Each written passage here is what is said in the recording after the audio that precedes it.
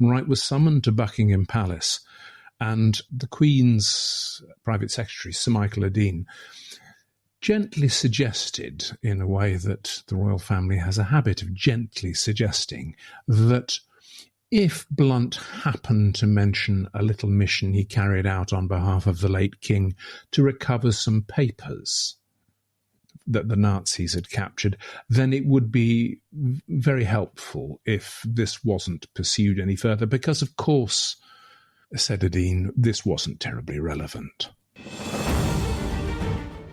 This is Cold War Conversations. If you're new here, you've come to the right place to listen to first-hand Cold War history accounts. Do make sure you follow us in your podcast app so that you don't miss out on future episodes. The Spycatcher Affair remains one of the most intriguing moments in the history of British intelligence and a pivotal point in the public's relationship with the murky world of espionage and security.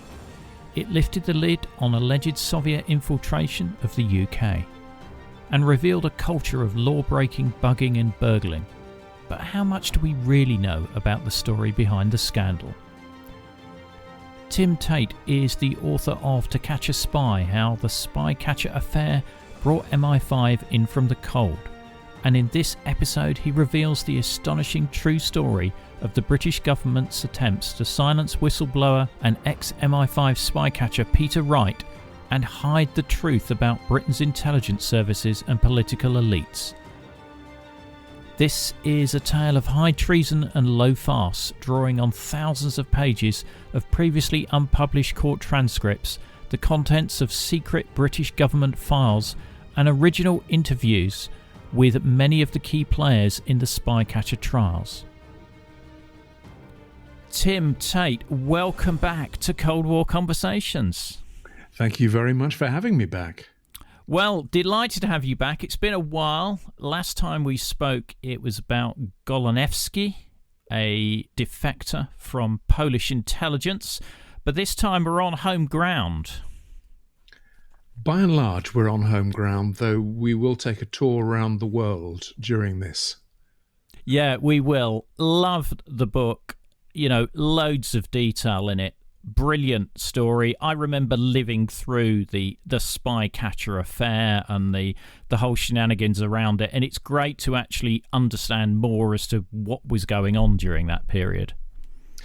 Yeah, it's kind of belated because we're talking 40 years really since Spycatcher, pretty much, and it's been a struggle, to put it mildly, to get some of the files, at least some of the files, out of the government, which has been sitting on them ever since and is very reluctant to have this story fully explored.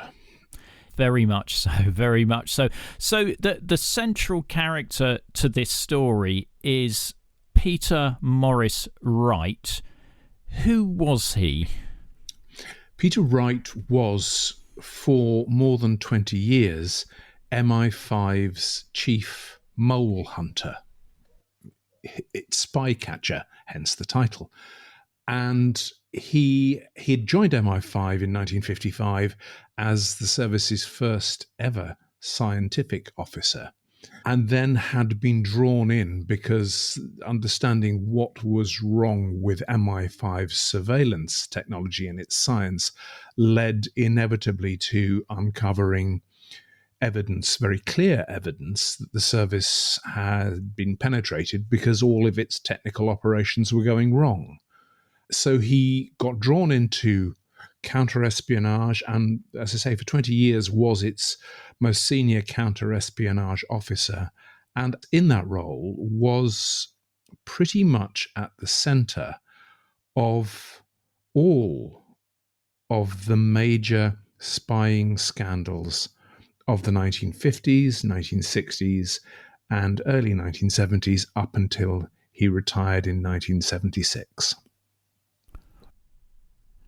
Now, I think it's worth noting at this point that at the moment, MI5, MI6 have their own websites, they're mentioned in Parliament, they're mentioned in public, but during the 1950s, 60s and through to the early 80s, they were not really acknowledged as existing by the government. At the time and throughout the Spycatcher saga, MI5 and MI6 were what was technically called unacknowledged, which meant that the government never notionally said anything about them. In fact, the government was particularly sensitive about MI6 and wouldn't let the phrase pass its lips. MI5 was sort of not technically acknowledged, but occasionally they would talk about the security service or the secret services in very hushed tones, but they didn't like doing it. The main issue, which would come into full focus during the Spycatcher affair, was that because these services were unacknowledged, firstly, the budgets for them were entirely secret. They were controlled by the Prime Minister and the Prime Minister alone. And secondly, because they had never been set up on a legal footing, there was no legal basis for either of them, then particularly MI5 officers could do pretty much what they liked. And as Wright would later say, as a result, we bugged and burgled our way across London while pompous bowler-hatted civil servants looked the other way, and they did. They trampled over civil liberties, they broke national and international law with impunity, and the government was, and to some degree remains, determined to cover up their misdeeds. Yeah, and that bugged and burgled quote is a brilliant quote. I'm glad you came out with that. Now, as you say, Wright is working in counterintelligence, and the UK in, post-World War II, even during World War II, have a significant problem with Soviet moles, Soviet agents in place within the UK and particularly within the security services. They absolutely had. MI5 didn't necessarily realise this until Wright was officially tasked with examining this issue. But from the mid-1930s, Soviet intelligence had set about recruiting likely young men and women, generally at Britain's universities, and grooming them into and following them into their careers. And those careers were generally or frequently in government, in politics, in the civil service, in the media, and indeed the security service MI5 and MI6 themselves.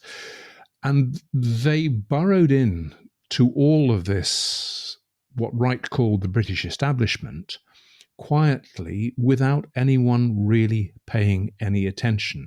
It was only when Wright started to examine the history of Soviet recruitment beginning in the 1930s and then traced what had happened that the full picture began to emerge. And it was not a pretty picture. And I guess the first major indication as to the depth of penetration is the defection of Burgess and Maclean, two of the Cambridge Five, which points the finger at their friend Kim Philby. As you say, Burgess and Maclean, when they're defected, MI5 suspected that both had been tipped off, and that's what led to the defection, and that in MI5's view, Philby, a known friend and contact of them both, was the man responsible. Unfortunately, MI6 refused to listen and stood by Philby.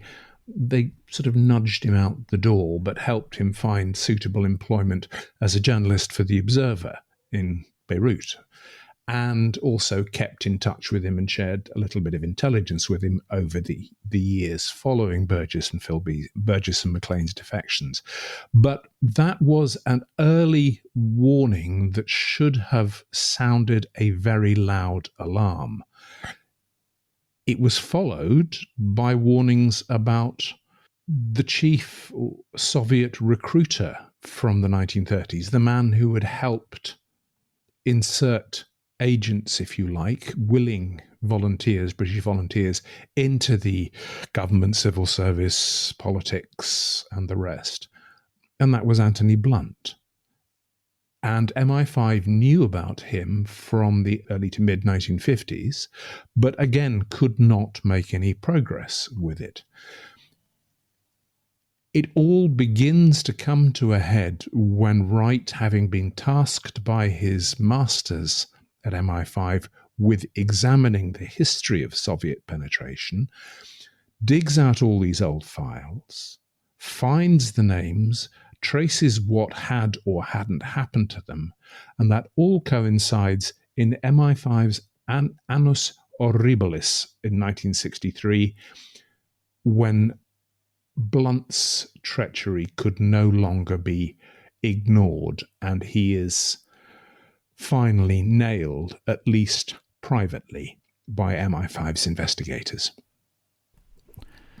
Because Blunt is such a central figure in all of this, and was somebody whom Wright spent, I think, 8 years interrogating, we need to just, I think, probably have a little recap about Sir Anthony Blunt. Blunt was an academic. He was a don at Cambridge University. His specialism was art and art history. He was also, from the mid-1930s onwards, an enthusiastic recruiter on behalf of Soviet intelligence of that generation of bright young things at Cambridge and at Oxford and at other universities. He was the spider, if you like, at the heart of the recruitment web. He was also, during the war, a very, very senior MI5 officer. He became the assistant to the Director General, and as Wright later testified, Blunt saw absolutely everything that the DG at the time during the war saw, and Blunt betrayed everything that crossed his desk to his Soviet masters.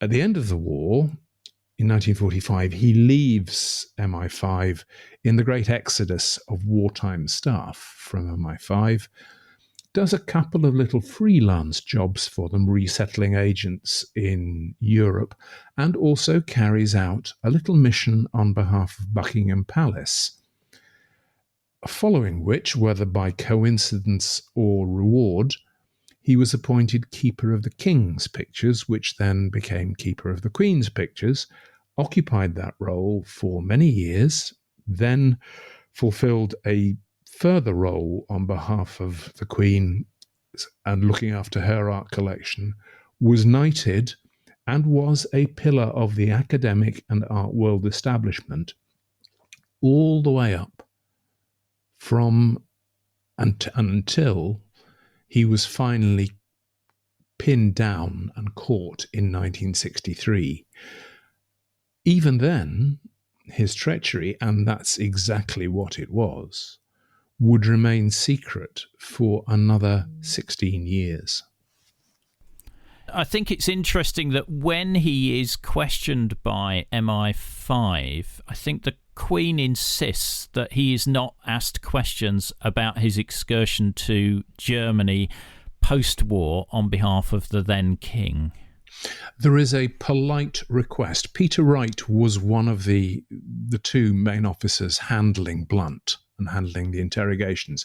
And Wright was summoned to Buckingham Palace, and the Queen's private secretary, Sir Michael Adine, gently suggested, in a way that the royal family has a habit of gently suggesting, that if Blunt happened to mention a little mission he carried out on behalf of the late king to recover some papers that the Nazis had captured, then it would be very helpful if this wasn't pursued any further, because, of course, said Adine, this wasn't terribly relevant. Intriguing. There's got to be a great book in that eventually. So with Wright's investigations, he begins to be suspicious that the current Director General of MI5 is a Soviet agent, or indeed his deputy is as well. Again, just as a brief recap, Wright is officially tasked by his bosses at MI5. They say, look, will you go and have a look at all the files, all the history, because we think there is a problem with Soviet penetration. And he pulls all these dusty files from MI5's registry, going back to the war. And what he finds there is clear evidence that not merely the British establishment, as he would put it, and did put it, had been penetrated, but that there had been a fairly senior level of penetration in MI5 and MI6 from the middle of the war onwards. And there were a number of defectors who gave very, very important testimony, and their files had, by and large, either been largely ignored by MI5, or in one particular case, had been covered up's too strong a word, but denigrated. This defector had been denigrated, and Wright, rightly, became suspicious, and he began pulling at all these threads. And as he would later testify in the marathon court battles, what was very plain was that every one of MI5's technical operations against the Soviets in Britain, from the late 50s through to the mid-60s at the very earliest, had failed. So why had they failed? And the evidence pointed at penetration of MI5 in particular at the most senior level possible. The Director General, Sir Roger Hollis, and or the Deputy Director General, Graham Mitchell, which is where things began to get really lively. Indeed, indeed. And what also comes into the picture here is some of the files as to what surveillance they are doing around politicians and what MI5 was actually doing around politicians. And one of the ones that's probably the most interesting is the one that's labelled Norman John Worthington. Norman John Worthington. Those files existed and presumably still exist in MI5's registry. Norman John Worthington is the code name which MI5 gave to Harold Wilson. And the Security Service had opened its first file on Wilson in the years immediately following the Second World War, when he was a minister in Clement Attlee's Labour government, 1945 to 1951 Labour government. And they'd opened a file because Wilson had been tasked by Attlee with selling advanced fighter jet engines to the Soviet Union. Perfectly legal. The engines weren't on the secret list, but MI5 didn't like it. Attlee overruled them and told Wilson to go ahead and organise the sale, and that's what he did. It's at that point that MI5 begins to take a little bit of interest in Wilson. It had a slight previous interest because Wilson had, or had not, depending on who you believe, contact with a civil servant who might or might not, depending on who you believe, have had communist sympathies.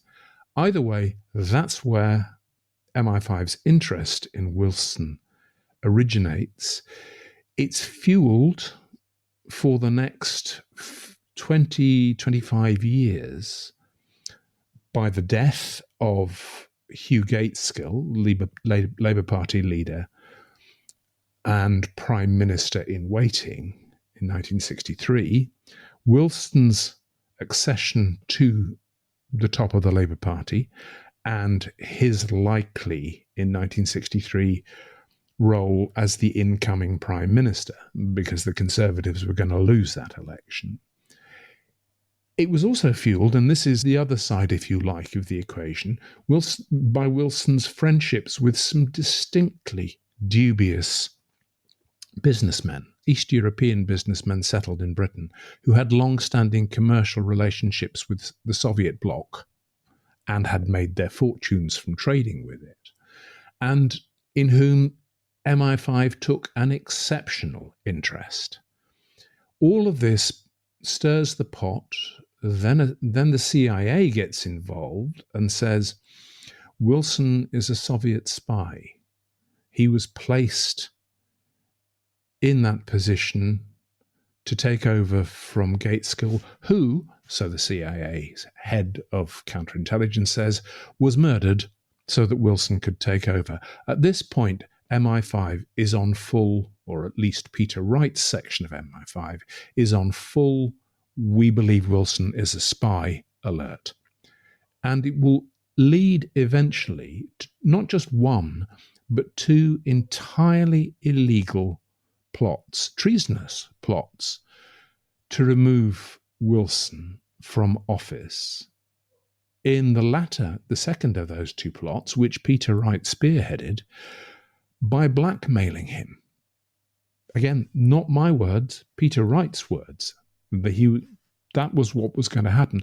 So Harold Wilson is a recurring theme both in Peter Wright's career, and I think it's one of the major blots on his copybook. And it sort of underlines how lawless MI5 was in what it was getting up to as well. MI5 was utterly lawless. The only rules which really governed its operations were a one-page memorandum from the then Home Secretary Sir David Maxwell Fyfe in the early 1950s, which said that you've all got to be jolly good chaps. This is my shorthand, but didn't in any way suggest, let alone state, that MI5 was subject to the law. And Peter Wright was told when he joined MI5, you're going to be breaking the law. Not merely was he told that MI5 was going to break the law, he did. And MI5 had its own in-house burglary expert with a cellar or basement laboratory full of stolen keys. And Wright, with this man's assistance, carried out burglaries all over London on behalf of the British government. Against that backdrop, it's not terribly surprising that he felt he had the right, and he wasn't the only one, that MI5 felt it had the right to do whatever it saw fit to defend the country's interests as it saw them. And at this point in the story, a character called Victor Rothschild comes into the picture, who's a fascinating...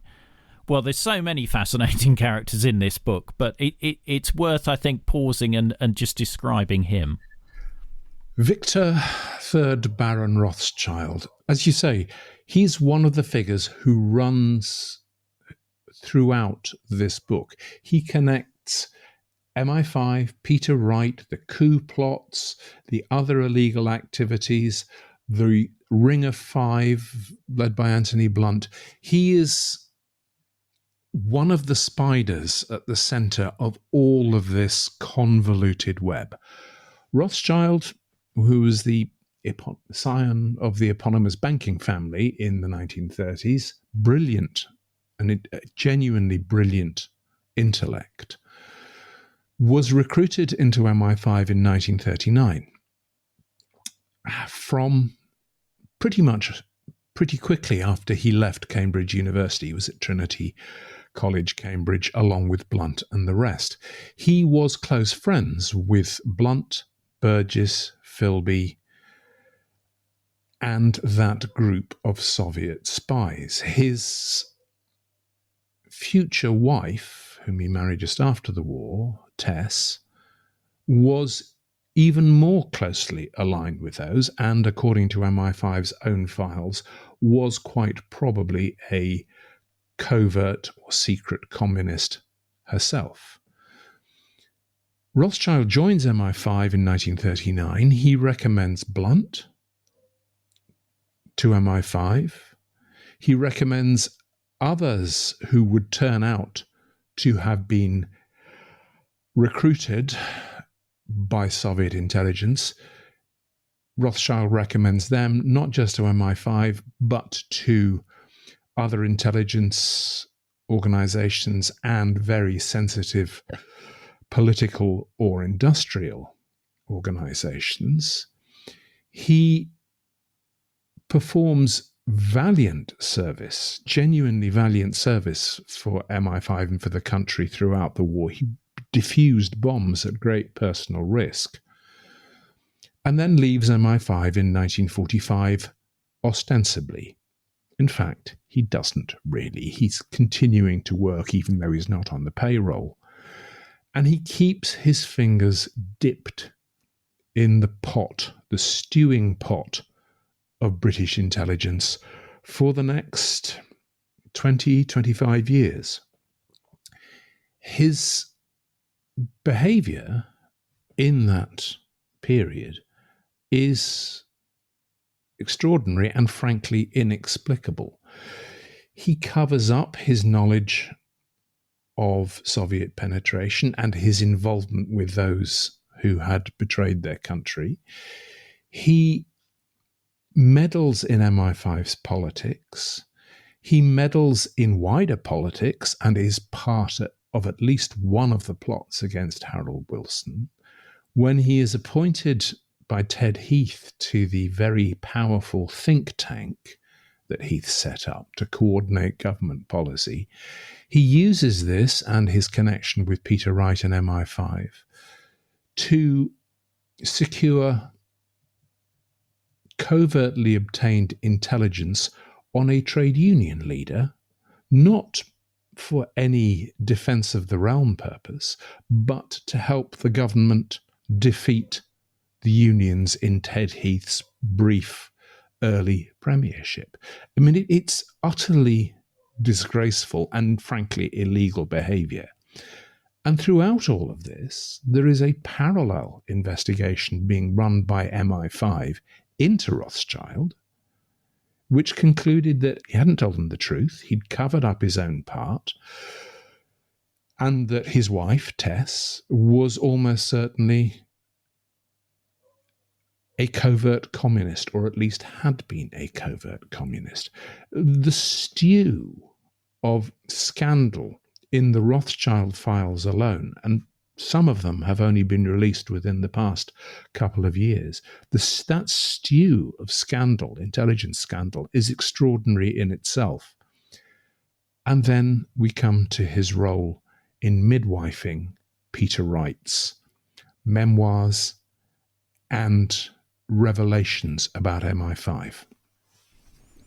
We're sort of now in the 1980s. Margaret Thatcher is the Prime Minister, and journalists ferret out the story on Blunt. She makes a statement in the Commons to just try and draw a line under these spy scandals, and Peter Wright is just outraged, and he's looking for a channel where he can air his suspicions. Yes, you're absolutely right. Thatcher arrives at number 10 in 1979, and one of the first things she's greeted with is a memo, a lengthy series of memos from MI5 and from her then cabinet secretary, which says, look, we think you ought to know about all these brewing scandals about MI5 penetration and about Blunt. Bear in mind, in 1979, Blunt had not yet been publicly outed, and the Hollis investigation as well. She is briefed, and I know she is briefed, we know she is briefed, because finally the government released the papers on this. And she's briefed in detail, and she's warned that these are serious scandals, that they haven't gone away, and that they are likely to break. And very quickly after she becomes Prime Minister, the Blunt scandal does break. A journalist, Andrew Boyle, publishes a book which, although it at first doesn't identify Blunt by name, it certainly does in the second edition, and by then Blunt's name was out there, and the hue and cry is started. Thatcher is forced to go to the Commons to give a statement about Blunt to try and explain how 16 years earlier, in secret, Blunt had been given immunity from prosecution if he came clean, and she told the Commons that he had come clean and therefore everything was all right. Peter Wright had retired from MI5 3 years earlier. He was sitting in splendid rural isolation in Tasmania, and he sees Thatcher's statement, and as you say, is incandescent.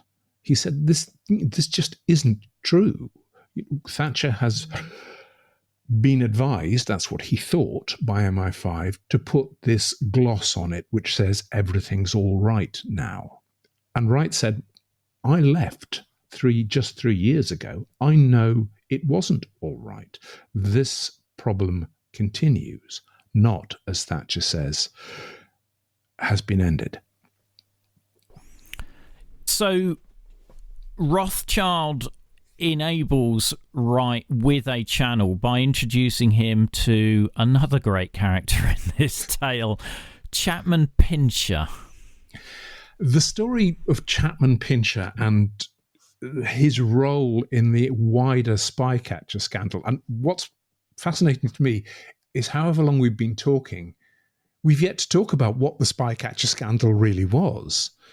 But in 1980, Chapman Pincher has just retired as the Daily Express's defence correspondent.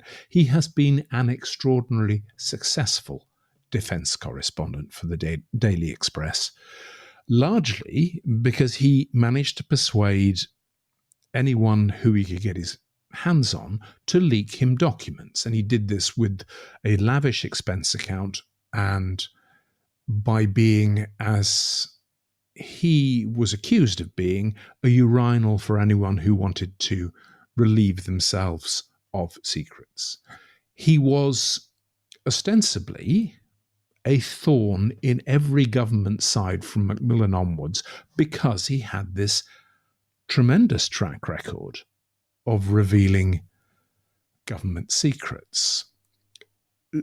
Unfortunately, those secrets were not actually universally distributed across the political spectrum. Chapman Pincher's pissoir, if that's what we want to call it, was exclusively reserved for those of a right-wing bent. So if it didn't involve nasty trade unionists and dirty socialists, then Chapman Pincher wasn't interested. In 1980, and this is where, when I stumbled across this bit of the saga, I was absolutely astonished. In 1980, Pincher approaches a former government minister, a former attorney general, and said, I'm working on a book about Hollis. At this point, Hollis has not been outed. The details of the investigation into his treachery are still secret. I'm working on a book about Hollis, says Pincher, and I know others are too. I want to beat them to the punch. Can I get a bit of help from the government? The approach is fed through to Thatcher's new cabinet secretary, a man who will also crop up throughout the Spycatcher scandal, Sir Robert Armstrong.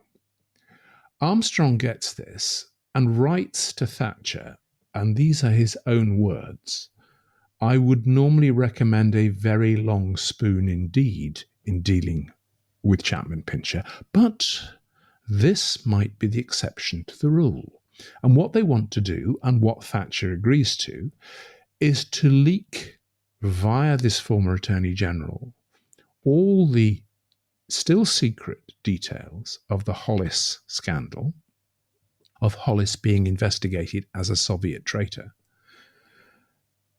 to Pincher, in the knowledge that he would publish, but confident, because he was so right-wing, he would put a nice, friendly government spin on it.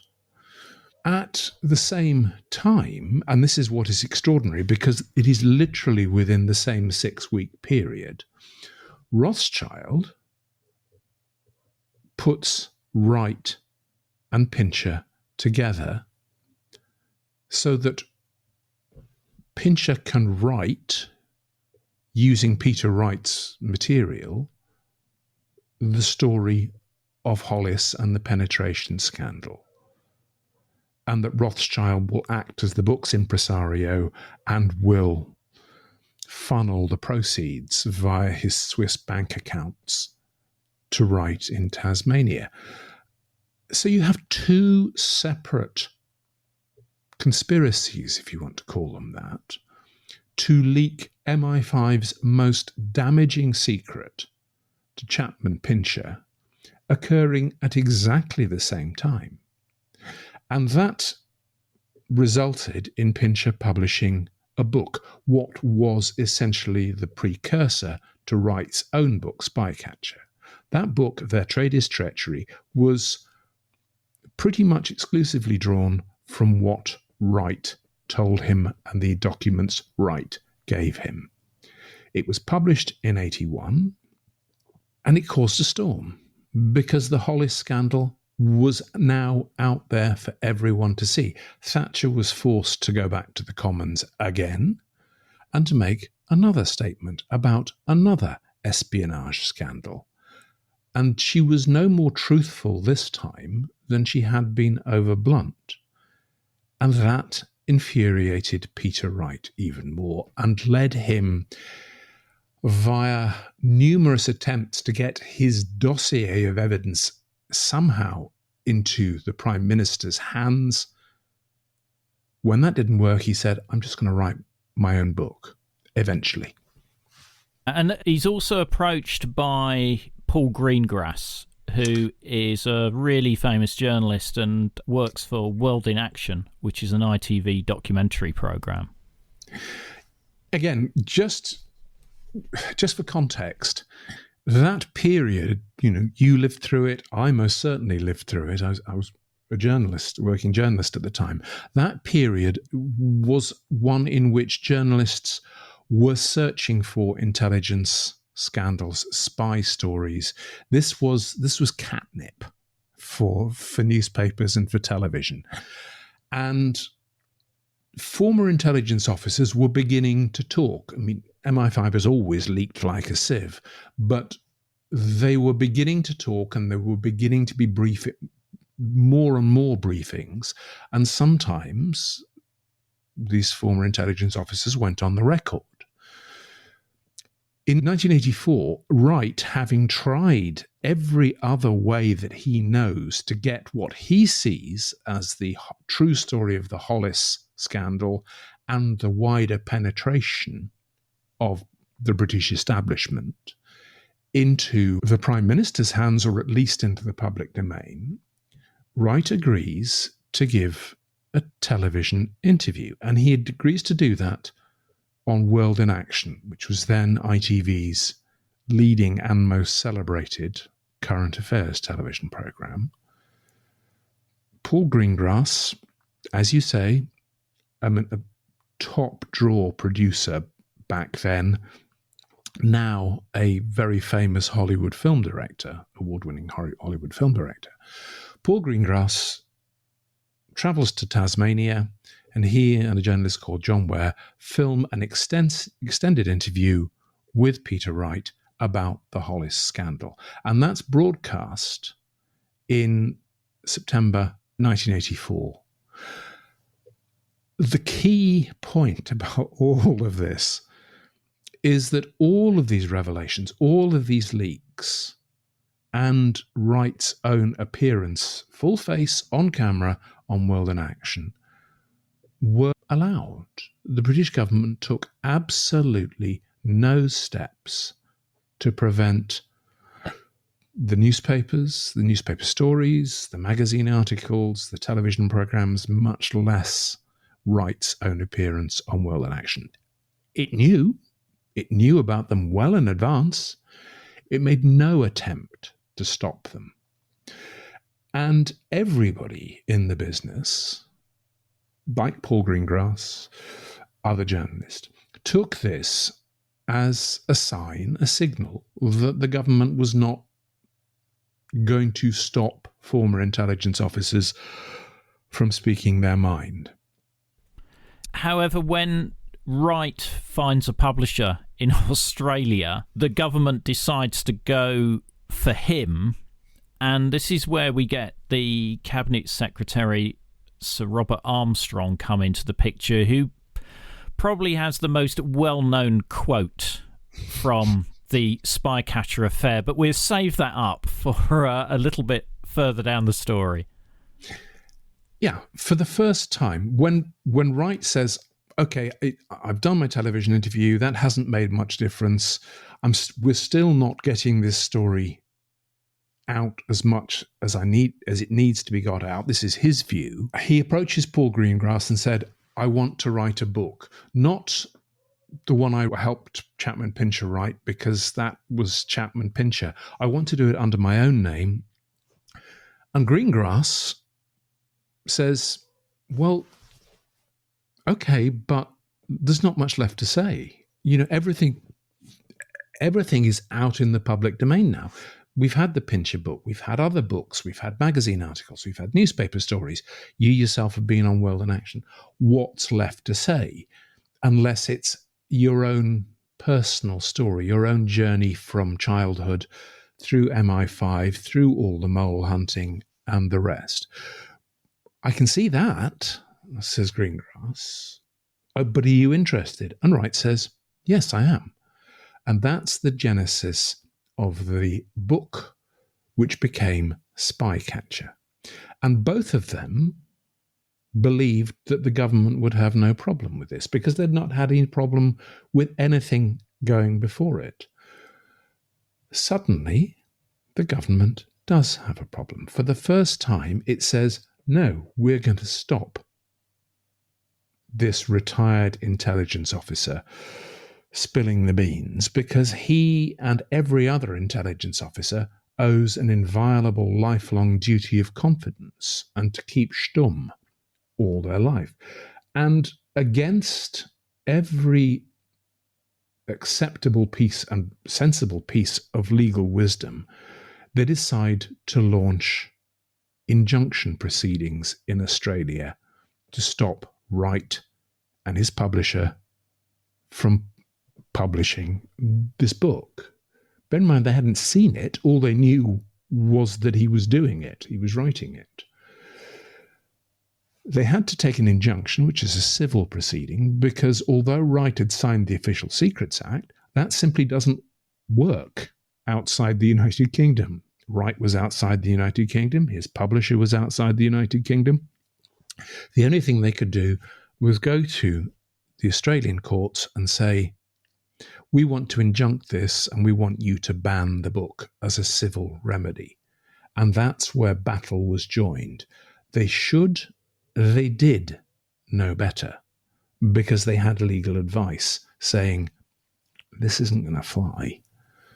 But they pursued it nonetheless. And they would pursue Wright and his publisher in courts around the world for the next 6 years at humongous cost financially and at the cost of dragging Britain's reputation through the global mud day after day, week after week on pages of newspapers In Britain, in Australia, in America, in Hong Kong, in Europe, it was mad. It was, as Malcolm Turnbull, who was Peter Wright's lawyer, Turnbull later became Prime Minister of Australia, as he put it to me, it was totally bonkers.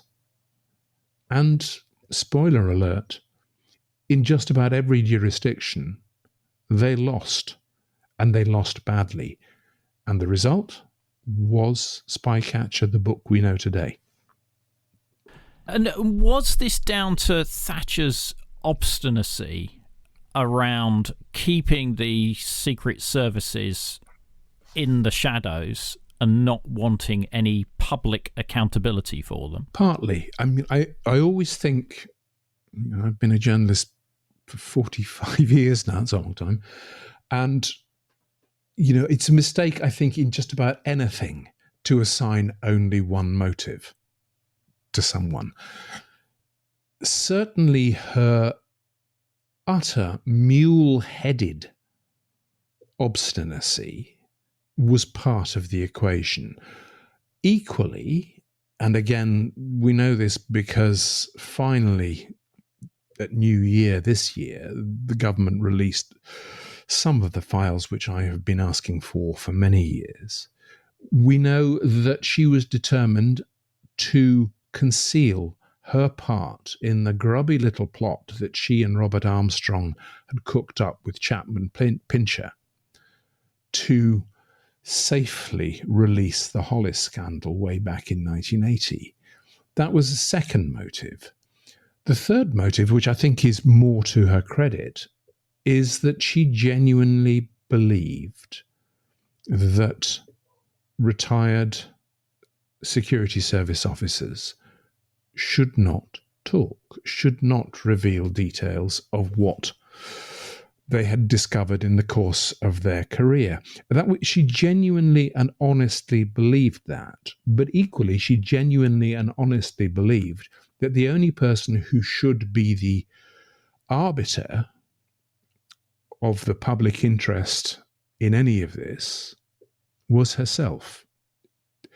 It's a real mixed bag of motivation, but ultimately, when you add it all together, what it amounted to, was hubris on a grand scale, and hubris which led her, Armstrong, her cabinet secretary, and pretty much the entire British government into the most absurd Alice in Wonderland thinking and behaviour, which just invited ridicule and contempt throughout the world.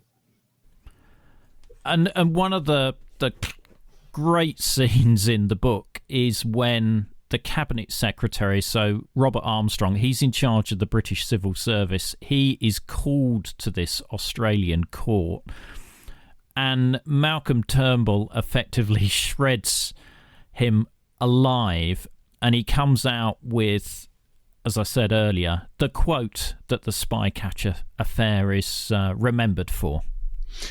This was on the first day of his testimony. Armstrong did not have an easy time of it in the witness box. He was a vain and self-satisfied man.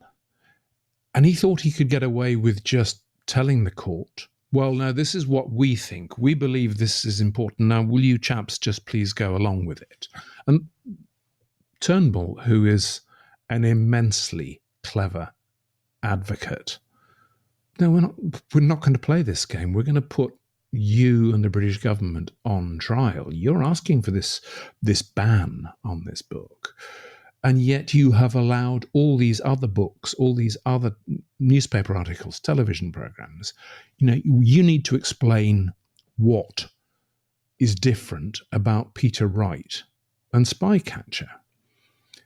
And the government said, no, we're not going to do that. We are absolutely not going to do that. And Turnbull fought them uphill and down dale. He was trying to get the papers, the internal government documents, which he had a right to see, and the court ordered the British government to hand over, particularly involving Chapman Pincher's book, Their Trade is Treachery, the one Pincher wrote with Wright, with Rothschild's and British government assistance. And the famous phrase, the one you refer to, day one, when Armstrong is on the witness stand and being absolutely sliced and diced by Malcolm Turnbull, Wright's lawyer, comes about because Turnbull brandishes a document, a letter from Armstrong to the publisher of Pincher's book, just before publication, saying, the Prime Minister is going to be asked to make a statement about this. It would be really helpful if you could just provide me with a pre-publication copy or two, so that we promise we won't make any attempt to stop the book, but it's just we need to see it so the Prime Minister can make a fully informed statement. The reality was that he and MI5 and Downing Street had that book for weeks, if not months. They already had it. So he was making this ostensible window dressing plea to cover it up. Turnbull saw this and said, well, Sir Robert, would you ever tell a lie to disguise the source of information? Well, I don't think I've ever been put in that position, says Armstrong, wriggling like a fish on a hook. Oh, says Turnbull, what's this then? Oh, well, yes, there was that. I was doing that to disguise the fact that we had a copy. Well, says Turnbull, but it wasn't a lie, says Armstrong. It was a misleading impression. Well, what's the difference, says Turnbull, between a misleading impression and a lie? Armstrong says, a lie is a straight untruth. A misleading impression, I think, as somebody said, is being economical with the truth. In Whitehall, that would have earned a polite patter of applause from the Mandarin class. It was a clever little answer. In Court 8D in Sydney, it caused gasps and then caused outrage. Here was the Cabinet Secretary, the British government's representative in these extensive and unprecedented hearings to ban a book, admitting on oath that he had been, quotes, economical with the truth. If that had been the end of it, we might have just, you and I, raised our eyebrows and moved on. What I found in the papers, in trial transcripts and Peter Wright's own testimony, secret testimony, because some of it was suppressed, and the government's belatedly released files, was evidence that Armstrong hadn't just been economical with the truth. In those court appearances, in the witness box, on oath, he told outright lies. He committed perjury on oath, and he did so secure in the knowledge that the documents which showed him to be committing perjury would be kept secret until long after his death, and so they were. And that's just amongst the great detail there is in the book. You've got some other bits of brilliant cross-examination in there, but the problem is that the court case is in Australia, and in the rest of the world, people are getting access to the manuscript and the book itself, and it does get published elsewhere, doesn't it? It does.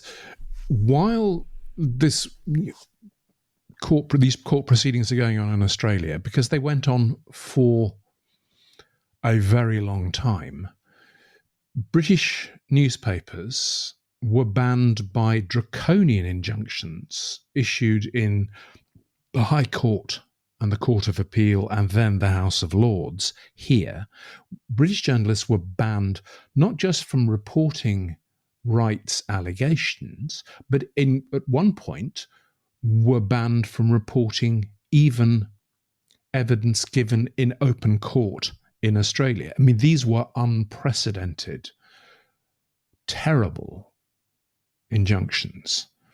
And reading the transcripts of those hearings and reproducing them is enough to make anyone who cares about open democracy and the rule of law despair. But, as you say, there is the litigation's going on in Australia, but the rights to the book was sold to an American publisher as well. And the American publisher, the Viking Penguin, so a big publisher, says, well, we're going to issue the book in the States. And there was no way on earth, much to Thatcher's annoyance, according to the papers I found, there was no way that the British government could prevent American publication of Spycatcher. And so it proved. It came out in the middle of not just this court case, but one similar court cases, attempts to ban the book in New Zealand, in Hong Kong, and elsewhere. And as soon as it was published in the United States, copies were flown here to Britain in industrial quantities, thousands upon thousands upon thousands of officially published, but I suppose technically samizdat copies of Spycatcher weren't just available to anyone who happened to know somebody who'd crossed the ocean and picked one up at the bookstore at JFK Airport, but they were actually being sold on the pavement outside Parliament by a bloke who bought 100 copies and was selling them from a suitcase outside the House of Commons, while MPs were attempting in vain to get a debate on the whole debacle. It was farcical. You talk about quotes and you talk about Armstrong and Economical and the rest. One of the quotes which just hit me like a sledgehammer when I read it was, there was eventually a debate in the House of Commons, one which the government couldn't stop because it stopped many others. And Ted Heath, the former Prime Minister, hauled himself to his feet and said, I don't like this chap Wright, but someone did send me a copy of the American edition of the book, but I was told I shouldn't read it, essentially for fear of prosecution. But, he said, I was told that if my housekeeper wanted to stand by the fire and read it to me, that would be all right. Now, how much more farcical can you get? Sadly, the answer is you can get a great deal more farcical. This entire saga went from farce to debacle to ignominy to opprobrium pretty much daily. It was summed up at the same time as the British government is spending oodles of taxpayers' cash in courts around the world attempting to ban this book, which is already published in the United States. Excerpts of the book were read out in the European Parliament, on the floor of the European Parliament. The British government, Her Majesty's Stationery Office as it was, had a legally binding contract to publish transcripts, the records of the European Parliament, and to distribute them via the HMSO bookshop and to its customers. And so you had, and this is government files belatedly released, document this, you have one arm of government spending vast quantities of taxpayers' money to ban this book and its extracts, while another branch of the same government is actually publishing the banned excerpts. It is so beyond farcical. It is Alice in Wonderland. You know, at times it's like the libretto from a Gilbert and Sullivan comic opera, and yet the stakes were incredibly high in all of this. And press freedom and the right, as I see it, and as Peter Wright eventually saw it, of the British public to know what the intelligence services it pays for get up to, that right was being fought for in courts around the world. I think one of my favourite details that you had in here was an Italian restaurant in Aberdeen giving away copies free with a meal. I mean, exactly. But at the same time, libraries in Britain were told, well, you can't put this on the shelves. You mustn't let people borrow this book. The fact that it can be given away with an Italian meal in a restaurant in Aberdeen, or the fact that politicians up and down the country were holding public readings of it, mattered little. No, libraries were banned by court order in one case from putting the book on their shelves. It was utter madness. It's a great story, a really great story. One question I did want to ask you, which is not necessarily with the case, but with the contents within the book. How do you feel about the suspicions of Hollis and Rothschild being Soviet agents? Rothschild, I think, is an easier answer. I mean, it doesn't really matter what I think, but the evidence which is in the files which have been released would indicate that it was quite unlikely he was a Soviet agent. Instead, the evidence is absolutely plain. He knew about Soviet agents. He was friends with many of them, and he didn't disclose any of this, even while he was working for MI5, and essentially didn't do what he should have done. Why? Why? It's summed up by an MI5 memo, which just basically describes him as arrogant and self-entitled and thinking he can do what the hell he likes. Hollis is a very much more difficult answer. The official story to this day is that Hollis was cleared. And that's what Thatcher said in the House of Commons. That is the official version of events. It's in the authorised history of MI5, which the service had published. The truth is very, very much less clear-cut. Again, Peter Wright headed for 8 years at least an internal committee, an investigative committee of MI5 and MI6, which conducted inquiry after inquiry. Hollis was given the code name Drat. And the case against Drat, according to Wright's committee, not just him, was proven on the balance of probabilities that Hollis was a Soviet spy. After that, another inquiry is carried out by the former cabinet secretary, a man called Lord Burke-Trend. Thatcher's account to Parliament said Lord Trend concluded that Hollis had not been a spy. And that's the official line. Trend's report has never been published. It's still withheld, along with all of MI5 files on all of this.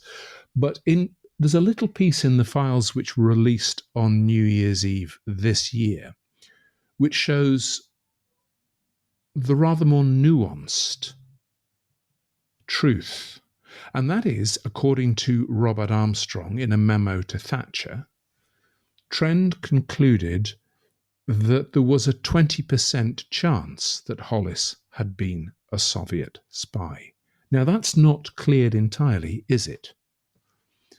Wright's view, and you asked my personal view, I think on this Peter Wright was right. Wright's view was that in intelligence cases, you never get 100% proof. You have to go on the balance of probabilities. And in matters of this seriousness, Wright believed, his words, the country should be given the benefit of the doubt, not the individual. I think that's a pretty good summation of where my head is at with this. Thank you for that. So, what's the end result with the Spycatcher case? What are the implications for government and for the security services? The British government's case, the attempt to ban Spycatcher, the most ludicrous attempts to ban a book since the banning of Lady Chatterley 20 years previously. The ostensible case was, we have to do this to protect the service and to head off the movement to bring MI5 under democratic scrutiny and to stop Peter Wright publishing a book because he shouldn't be allowed to. Everything, absolutely everything that the British government sought to achieve, it didn't just fail, it achieved the opposite. It turned Wright's book into a bestseller. More than 4 million copies were sold. It brought MI5 and MI6 under democratic control for the first time. And it made sure that no longer could they bug and burgle their way across London free of any legal scrutiny. Everything that the government sought ostensibly to do in attempting to ban Spycatcher, it achieved precisely the opposite. And that's why the Spycatcher case, and Peter Wright, for all his faults, and there were faults, brought MI5 out of the cold and into the light of modern democracy. The book is called To Catch a Spy, How the Spycatcher Affair Brought MI5 in from the Cold. We have just touched on some of the detail in it. It's a tremendous read. I really enjoyed it, learned a huge amount, and there'll be links in the episode notes so that you can buy the book and help support the podcast. Don't miss the episode extras such as videos, photos and other content. Just look for the link in the podcast information. The podcast wouldn't exist without the generous support of our financial supporters, and I'd like to thank one and all of them for keeping the podcast on the road. The Cold War conversation continues in our Facebook discussion group. Just search for Cold War Conversations in Facebook. Thanks very much for listening, and see you next week.